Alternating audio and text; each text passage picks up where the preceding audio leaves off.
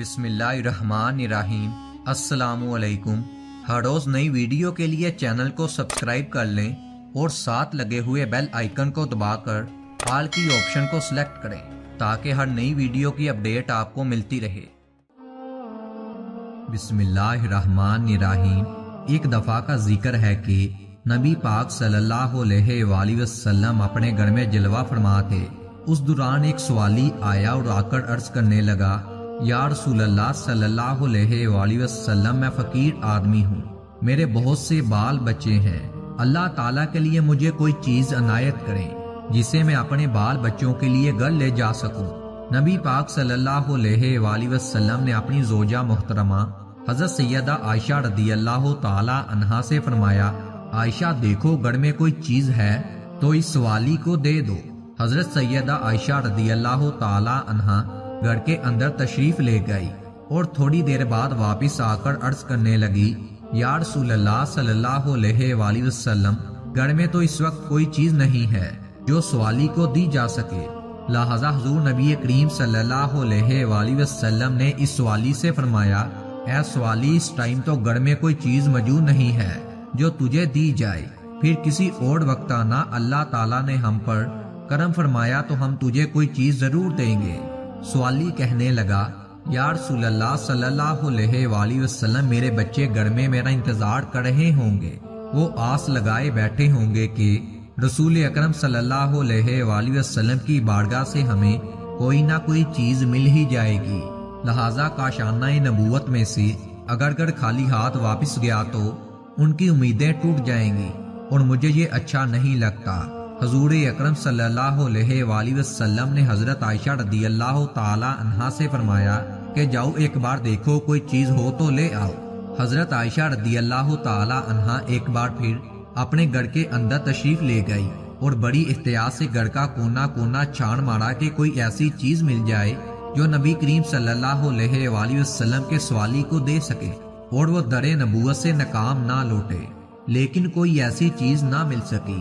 حضرت عائشہ رضی اللہ تعالی عنہا نے آ کر عرض کی، یا رسول اللہ صلی اللہ علیہ وآلہ وسلم، قسم ہے اس ذات کی جس نے آپ کو سچا نبی بنا کر بھیجا، میں نے بڑی احتیاط سے گھر میں دیکھا مگر اس کھجور کی گٹلی کے سوا گھر میں کوئی چیز نہیں ملی جو آپ صلی اللہ علیہ وآلہ وسلم سوالی کو دے سکے۔ آپ صلی اللہ علیہ وآلہ وسلم نے حضرت عائشہ رضی اللہ تعالی عنہا کے ہاتھ سے کھجور کی گٹلی لے کر اس سوالی کو عطا کر دی اور فرمایا، سوالی ناراض مت ہونا کیونکہ میرے گھر میں اس وقت صرف یہی ایک گٹلی ہی ہے، اس کے سوا اور کوئی چیز نہیں جو میں تمہیں دے سکوں۔ اس سائی نے وہ گٹلی لی اور گھر واپس چلا گیا۔ گھر جا کر اس نے کہا کہ اللہ کے نبی صلی اللہ علیہ وآلہ وسلم کے گھر میں بھی اس گٹلی کے سوا کچھ نہیں جو حضور صلی اللہ علیہ وآلہ وسلم مجھے عنایت فرما دیتے۔ تو یہ سن کر وہ رونے لگے۔ پھر جب انہیں بھوک نے خوب ستایا اور بھوک کی وجہ سے نڈھال ہونے لگے تو اچانک اس آدمی نے وہی گٹلی اپنے منہ میں رکھی اور اسے چوسنے لگا۔ اس نے محسوس کیا کہ اس گٹلی میں سے دودھ اور شہد نکل کر اس کے خلق میں داخل ہو رہا ہے۔ وہ کافی دیر تک اس گٹلی میں سے دودھ اور شہد چوستا رہا۔ پھر جب وہ سیر ہو گیا تو اس نے اپنی بیوی سے کہا، بڑی حیرت کی بات ہے کہ اس گٹلی میں سے دودھ اور شہد نکلتا ہے، لو تم بھی چوس کر دیکھو۔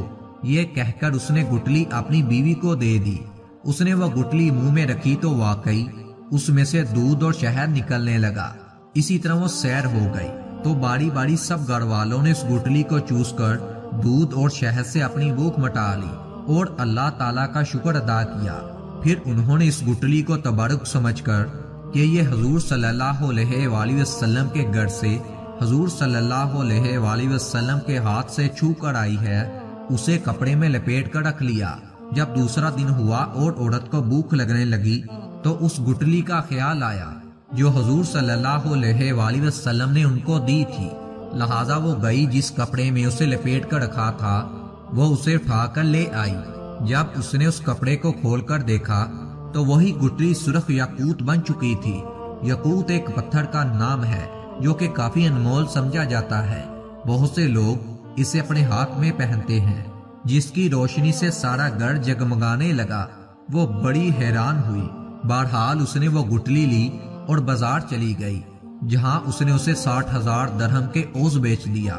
اسی طرح نبی پاک صلی اللہ علیہ وآلہ وسلم کی برکت سے ان کی بھوک بھی ختم ہو گئی اور افلاس و تنگ دستی بھی ختم ہو گئی، اور ان کی زندگی میں خوشی کی لہر دوڑ گئی۔